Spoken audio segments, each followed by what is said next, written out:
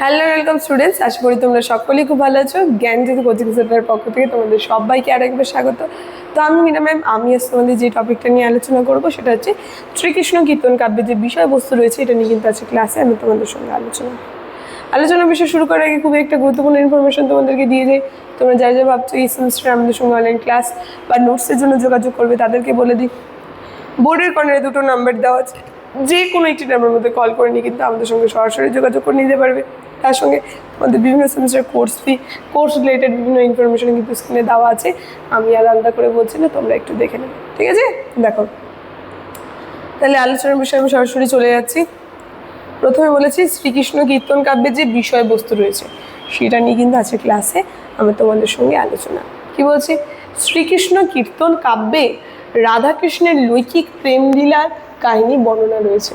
তাহলে শ্রীকৃষ্ণ কীর্তন কাব্য এর আগে একটা ক্লাস করিয়েছি আমি, যেখানে শ্রীকৃষ্ণ কীর্তন কাব্য কাকে বলে ওখানেই আমি বলেছি যে রাধাকৃষ্ণের লৈকিক প্রেমলীলার কাহিনী কিন্তু শ্রীকৃষ্ণ কীর্তন কাব্যের মধ্যে বর্ণনা করা হয়েছে, ঠিক আছে?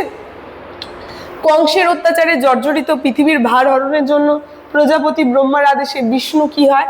কৃষ্ণ রূপে মর্তে কিন্তু জন্ম নেয় এবং লক্ষ্মী সাগর গোপের কন্যা রাধা রূপে জন্মগ্রহণ করে। তাহলে কৃষ্ণ এবং রাধার যে জন্মের বিবরণ আমরা জেনে গেলাম এখান থেকে।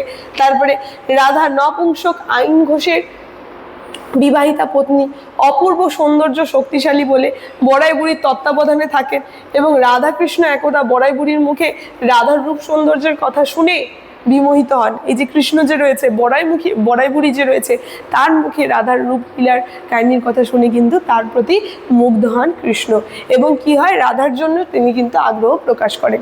এইভাবে কিন্তু শুরু হচ্ছে তাদের লৈকিক প্রেম লীলার কথা। এইভাবে কাহিনী এগোতে থাকে, এগোতে রাধার সঙ্গে মিলন এবং সব শেষে রাধাকে দেখে কৃষ্ণ কংস দমনের জন্য মথুরায় চলে যান। আর এইভাবে কিন্তু তাদের প্রেম লীলার কাহিনী ঘটনা এর মধ্যে রয়েছে এবং এইভাবে তাদের প্রেম লীলা হওয়ার পরে তারপর আমরা দেখতে পাচ্ছি সবশেষে রাধাকে রেখে কিন্তু কৃষ্ণ চলে যান মথুরায়। তিনি যেই কারণে এই পৃথিবীতে এসেছিলেন, তার আসল নিজের যে আদর্শ সেটাকে পালন করার জন্য। তারপরে কি বলছে, মথুরায় গমন করেন এবং রাধা এই সময় একাকিত্ব, রাধা বিরহ বড় হয়ে ফুটে উঠেছে। তার মানে আমরা দেখতে পাচ্ছি এই শ্রীকৃষ্ণ কীর্তন কাব্য যে রয়েছে, যেখানে কৃষ্ণ যখন রাধাকে ছেড়ে চলে যায় মথুরায় তার নিজের কর্ম বলতে নিজের আদর্শ পালন করার জন্য, সেখানে রাধা যখন একাই থাকে তার যে একাকিত্ব, রাধার একাকিত্বই কিন্তু আমরা দেখতে পাচ্ছি এই শ্রীকৃষ্ণ কীর্তন কাব্যের মধ্যে সব থেকে শ্রেষ্ঠ খণ্ড রাধা বিরহ ধরা হয়েছে, ঠিক আছে? যেখানে রাধা যে একাকিনী বিরহ সেটা কিন্তু ফুটে উঠেছে। এতটুকুন কাহিনী শ্রীকৃষ্ণ কীর্তন কাব্যের মধ্যে কিন্তু আমরা আছে দেখতে পাচ্ছি। বিষয়বস্তু বর্ণনা করার জন্য কাব্যে মোট 13টি খণ্ড আছে, ঠিক আছে? এই 13টি খণ্ডের মধ্যে খণ্ডগুলোর নামও সুন্দরভাবে এখানে কিন্তু বলে দিয়েছে। দেখো, এক এক করে এখানে বলে দিয়েছে: জন্মখণ্ড, তাম্বুলখণ্ড, দানখণ্ড, নৌকাখণ্ড, তারপরে ভারখণ্ড, ছত্রখণ্ড, বৃন্দাবন খণ্ড, কালীয় দমন খণ্ড, যমুনা খণ্ড, আরখণ্ড, বানখণ্ড, বংশীখণ্ড, রাধা বিরহ।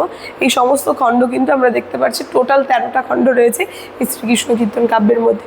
এর মধ্যে কোনো সমালোচক রাধা বিরহ, একটুক্ষণ আগেই বললাম, রাধা বিরহকে কিন্তু সব থেকে বড় বা শ্রেষ্ঠ বলে এবং আবার কেউ এই রাধা বিরহকে শ্রেষ্ঠ বলেছেন, ঠিক আছে? আবার কেউ কিন্তু এর সমর্থন করে না। কাহিনী নির্মাণের কুশলতায়, ভাব গম্ভীর ও অলঙ্কারের উজ্জ্বল কারুকার্য এবং সর্বোপরি জীবন রসবোধে বড়ু চণ্ডীদাসের শ্রীকৃষ্ণ কীর্তন কাব্য বাংলা সাহিত্যের এক অনুপম শ্রেষ্ঠ নিদর্শন, ঠিক আছে?